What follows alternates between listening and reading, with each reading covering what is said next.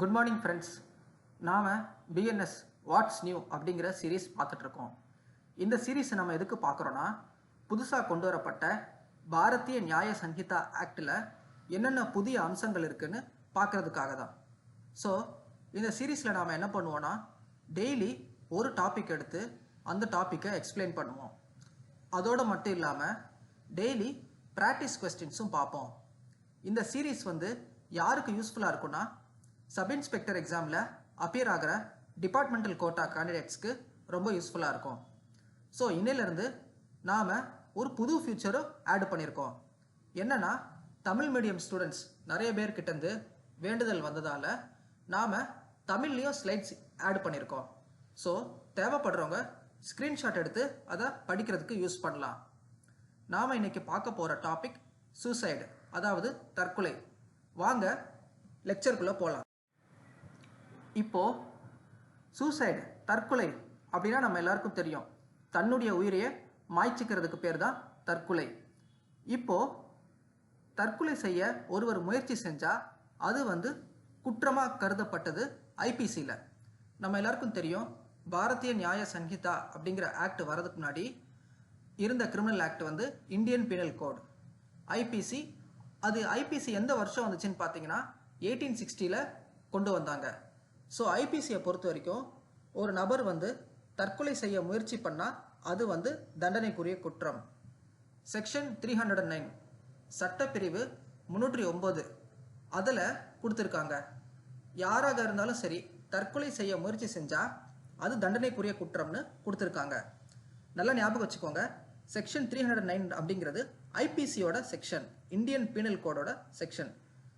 அதில் என்ன சொல்கிறாங்கன்னா, ஒரு நபர் தற்கொலை செய்ய முயற்சி செஞ்சால் அவருக்கு 1 வருடம் வரையிலான சிறை தண்டனை கொடுக்கப்படும், அல்லது அபராதம் விதிக்கப்படும், அல்லது இரண்டுமே சேர்த்து விதிக்கப்படும். ஒரு எக்ஸாம்பிளுக்கு, ஒரு நபர் தற்கொலை செய்ய முயற்சி செய்கிறார். அவரை காவல்துறையினர் கைது செஞ்சு நீதிபதி முன்னாடி நிறுத்துவாங்க. நீதிபதி என்ன பண்ணுவார்னா, எய்தர் இம்ப்ரிசன்மெண்ட், அதாவது சிறை தண்டனை கொடுப்பாரு, ஆர் ஃபைன் கொடுப்பாரு, அபராதம் விதிப்பார், இல்லைனா ரெண்டுமே சேர்த்து கொடுப்பாரு. அதை தான் இங்கே கொடுத்துருக்காங்க. Imprisonment for a term which may extend to 1 year or with fine or with both. அதாவது இம்ப்ரிசன்மெண்ட் கொடுப்பாங்க, or fine or both. So 3 வகையாக தண்டனை கொடுப்பாங்க. ஜெயிலுக்கு அனுப்புவாங்க, அல்லது அபராதம் விதிப்பாங்க, அல்லது இரண்டையுமே சேர்த்து விதிப்பாங்க. நம்ம அடுத்த ஸ்லைடுக்கு போகலாம். இப்போது அடுத்த ஸ்லைடில் தமிழில் நான் கொடுத்துருக்கேன். தமிழில் நான் இந்த பிரிவு 309 அப்படியே கொடுத்துருக்கேன். இதில் படித்து பார்க்கும்போது நமக்கு தெளிவாக புரியும். நான் ஒரு தடவை படிக்கிறேன். யாராவது தற்கொலை செய்து கொள்வதற்கு முயற்சி செய்து அதற்கென ஏதாவது ஒரு செயலை புரிந்திருந்தால் அந்த குற்றத்திற்காக ஓராண்டுக்குட்பட்ட வெறுங்காவல் அல்லது அபராதம் அல்லது இரண்டும் தண்டனையாக விதிக்கப்படும். ஸோ தமிழில் நான் அழகாக கொடுத்துருக்காங்க.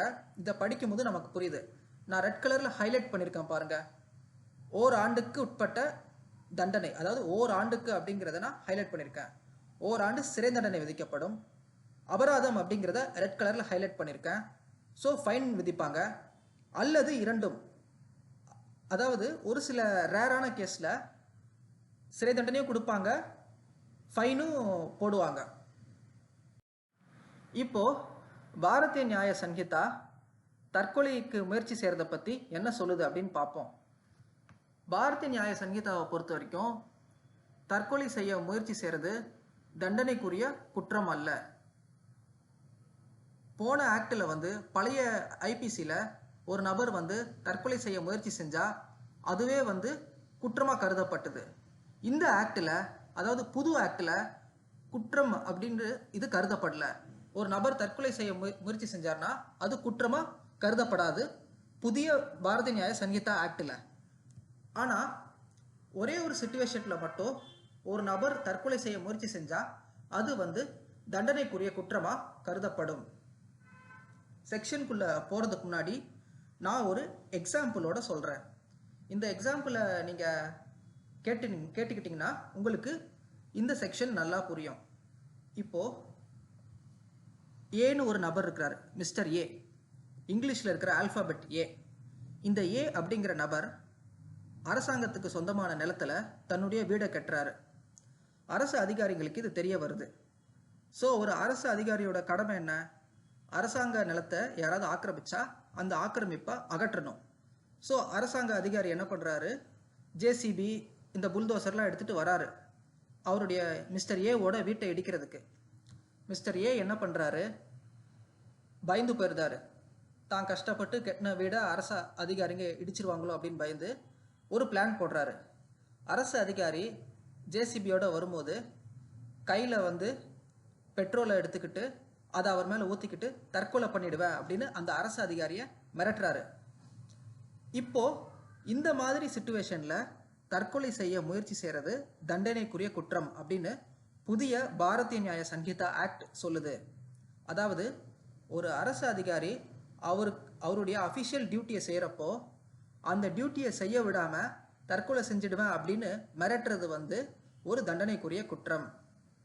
ஸோ ஒரு நபர் அரசு அதிகாரியை வேலை செய்ய விடாமல் தடுக்கணும் அப்படிங்கிற நோக்கத்தோட தற்கொலைக்கு முயற்சி செஞ்சால் அந்த தற்கொலை முயற்சி தண்டனைக்குரிய குற்றம் புது ஆக்டின் படி. ஸோ எந்த செக்ஷனில் கொடுத்துருக்காங்கன்னா செக்ஷன் 226, சட்டப்பிரிவு 226. ஸோ இதுக்கு என்ன தண்டனைனா சிம்பிள் இம்ப்ரெசன்மெண்ட், அதாவது சாதாரண சிறை தண்டனை. அது எவ்வளவு காலம் அப்படின்னா 1 வருடம் வரைக்கும் சாதாரண சிறை தண்டனை, அல்லது ஃபைன், அல்லது சிறை தண்டனை மற்றும் ஃபைன் சேர்த்து, அல்லது கம்யூனிட்டி சர்வீஸ். இந்த கம்யூனிட்டி சர்வீஸ் அப்படிங்கிறது ஒரு புது வகையான பனிஷ்மெண்ட் பாரதிய நியாய சங்கீதால இன்ட்ரோடியூஸ் பண்ணியிருக்காங்க. இந்த கம்யூனிட்டி சர்வீஸை பற்றி நம்ம ஏற்கனவே பிஎன்எஸ் வாட்ஸ் நியூ சீரியஸில் ஒரு வீடியோ போட்டிருக்கோம். ஸோ அந்த வீடியோவையும் நீங்கள் போய் பார்த்தீங்கன்னா கம்யூனிட்டி சர்வீஸ்னால் என்னன்னு உங்களுக்கு புரியும். ஸோ இந்த அட்டெம்ப்ட் டு கமிட் சூசைடு அதை பாரதிய நியாய சங்கீதால எப்படி கிளாசிஃபை பண்ணுறாங்க அப்படின்னு பார்க்கலாம். ஸோ ஒரு நபர் அரசு அதிகாரி தன்னுடைய பணியை செய்ய விடாமல் தடுக்கிறதுக்காக தற்கொலை பண்ணிப்பேன் அப்படின்னு மிரட்டினா அது ஒரு நான் காக்னிசபிள் அஃபென்ஸ். நான் காக்னிசபிள் அப்படின்னா காவல்துறை அதிகாரி வாரண்ட் இல்லாமல் கைது செய்ய முடியாது. ஸோ இந்த அஃபென்ஸில் ஒருத்தர் குற்றச்சாட்டப்பட்டிருந்தா காவல்துறை அதிகாரி வாரண்ட் வாங்கிட்டு தான் அந்த நபரை கைது செய்ய முடியும். ரெண்டாவது, இது ஒரு பெயிலபிள் அஃபென்ஸ். இந்த குற்றச்சாட்டின் பேரில் ஒரு நபரை கைது செஞ்சால் அவருக்கு ஜாமீன் கிடைக்கும். அதுக்கடுத்து இது நான் காம்பவுண்டபிள் அஃபென்ஸ். நான் காம்பவுண்டபிள் அப்படின்னா பார்ட்டிஸ் 2 பேருமே சமாதானமாக போக முடியாது. உங்களுக்கு புரிஞ்சிருக்குன்னு நினைக்கிறேன். ஒரு அஃபென்ஸை காக்னிசபிள் ஆர் நான் காக்னிசபிள்னு வகைப்படுத்தலாம், பெயிலபிள் ஆர் நான் பெயிலபிள்னு வகைப்படுத்தலாம், காம்பவுண்டபிள் ஆர் நான் காம்பவுண்டபிள்னு வகைப்படுத்தலாம். ஸோ இந்த அஃபென்ஸை பொறுத்த வரைக்கும் இட் இஸ் நான் காக்னிசபிள், பெயிலபிள் அண்ட் நான் காம்பவுண்டபிள். இப்போ இந்த பிஎன்எஸ் பிரிவு 226 தமிழில் பார்க்கலாம். ஸோ இது ஒரு புதிய பிரிவு. இதுதான் இந்த ஸ்லைடில் நான் விரிவாக விளக்கியிருக்கேன். அடுத்த ஸ்லைடில் இன்னும் கொஞ்சம் டீட்டெயிலாக இப்போது இந்த ஸ்லைடில் பார்த்தீங்கன்னா தெளிவாக கொடுக்கப்பட்டிருக்கும். நீங்கள் ரெட் கலரில் ஹைலைட் ஆன போர்ஷனை மட்டும் பாருங்கள். கட்டாயப்படுத்த அல்லது தடுக்கும் நோக்கத்துடன். யாரை தடுக்கிற நோக்கத்தோட? ஒரு அரசு அதிகாரியை தடுக்கிற நோக்கத்தோட. ஒரு அரசு அதிகாரி தன்னுடைய பணியை செய்கிறதுக்காக வராரு. அந்த பணியை செய்ய விடாமல் தடுக்கிறதுக்காக நான் தற்கொலை பண்ணிப்பேன்னு ஒரு நபர் மிரட்டல் விடுத்தா அது தண்டனைக்குரிய குற்றமாகும். என்ன தண்டனைன்றதையும் நான் ரெட் கலரில் ஹைலைட் பண்ணி கொடுத்துருக்கேன். எளிய சிறை தண்டனை, அபராதம், 2 அல்லது சமூக சேவை. ஸோ இதை ஒரு இடம் ஃபுல்லாக படிக்கிற இந்த பேராகிராஃபை. பாரதிய நியாய சங்கீதா 2023 படி ஒரு பொது ஊழியரை தனது உத்தியோகபூர்வ பணிகளை செய்வதிலிருந்து கட்டாயப்படுத்த அல்லது தடுக்கும் நோக்கத்துடன் தற்கொலைக்கு முயற்சிக்கும் எவரும் 1 வருடம் வரையிலான எளிய சிறிய தண்டனை, அபராதம், 2 அல்லது சமூக சேவையும் எதிர்கொள்கிறார்கள். புரிஞ்சிருக்கும்னு நினைக்கிறேன். நான் ஏற்கனவே சொன்ன எக்ஸாம்பிள் தான். மிஸ்டர் ஏ என்கிற நபர் வந்து அரசாங்கத்துக்கு சொந்தமான நிலத்துல தன்னுடைய வீடை கட்டுறாரு. அரசு அதிகாரிகள் வந்து அந்த வீடை இடிக்க வராங்க. ஏன் இடிக்க வராங்க? அரசாங்கத்துக்கு சொந்தமான சொத்தை ஒருத்தர் ஆக்கிரமிச்சிருந்தா அந்த ஆக்கிரமிப்புகளை அகற்ற வேண்டியது அரசு அதிகாரிகளுடைய கடமை. அதனால இடிக்க வராங்க. மிஸ்டர் ஏ என்ன பண்றாரு? நீங்க இடிக்க கூடாது, நீங்க இடிச்சீங்கன்னா நான் தற்கொலை பண்ணிப்பேன்னு மிரட்டுறாரு. ஸோ இது வந்து ஒரு தண்டனைக்குரிய குற்றம் புதிய பாரதிய நியாய சங்கீதால. இப்போ ஒரு நபர் வந்து மன அழுத்தத்தின் காரணமாக தற்கொலைக்கு முயற்சி செய்றாரு. இது வந்து தண்டனைக்குரிய குற்றமா அப்படின்னு பார்த்தா கிடையாது. ஒரு நபர் மன அழுத்தத்தினாலேயோ இல்ல குடும்ப பிரச்சனையினாலேயோ அல்லது கடன் தொல்லையினாலேயோ வேறு ஏதோ ஒரு காரணத்தாலேயோ தற்கொலை பண்ணிக்க முயற்சி செய்றாரு. இது வந்து தண்டனைக்குரிய குற்றம் கிடையாது புது ஆக்டின் படி. எப்போ தற்கொலை பண்ணிக்க முயற்சி செய்யறது தண்டனை ஆகும்னா, ஒரு அரசு அதிகாரிய தடுக்கிற நோக்கத்தோட தற்கொலை செய்யறாரு அப்படின்னா, தற்கொலை செய்ய முயற்சி செய்யறாரு அப்படின்னா அது தண்டனைக்குரிய குற்றமாகும். இப்போ பிராக்டிஸ் கொஸ்டின்ஸ். அதாவது சப் இன்ஸ்பெக்டர் எக்ஸாமை பொறுத்த வரைக்கும் கொஸ்டின்ஸ் எல்லாமே ரொம்ப டைரக்டா இருக்கும். நீங்க ரொம்ப அனலைஸ் பண்ண தேவையில்லை. எந்த செக்ஷன் எந்த குற்றத்துக்கானது அப்படிங்கிறத தெரிஞ்சு வச்சுக்கிட்டாலே போதும். அந்த குற்றத்துக்கு என்ன தண்டனை அப்படிங்கிறது தெரிஞ்சு வச்சுக்கணும். எத்தனை ஆண்டுகள் தண்டனை அப்படிங்கிறத தெரிஞ்சு வச்சுக்கணும். அது காக்னிசபிளா நான் காக்னிசபிளா அதை தெரிஞ்சு வச்சுக்கணும். ஸோ உங்கள் மெமரி பவரை சோதிக்கிற மாதிரி தான் இருக்கும் கொஸ்டின்ஸ் எல்லாமே. ஃபர்ஸ்ட் கொஸ்டினை பார்க்கலாம். Which section of IPC provides for a hangman who hangs the prisoners as per the orders of the court is excepted for criminal liability? தமிழ்ல படிக்கிற கொஸ்டினை, இந்திய தண்டனை சட்டத்தின் எந்த பிரிவு நீதிமன்றத்தின் ஆணையை நிறைவேற்றும் பொருட்டு குற்றவாளியை தூக்கிலிடுபவருக்கு குற்ற தண்டனையிலிருந்து விலக்கு அளித்தலை பற்றி கூறுகிறது? ஸோ 4 ஆப்ஷன் இருக்கு. இதில் கரெக்டான ஆப்ஷன் வந்து ஆப்ஷன் டி 78. அடுத்த கொஸ்டின் பார்த்தீங்கன்னா, punishment for committing dacoity with murder is provided under section dash of IBC.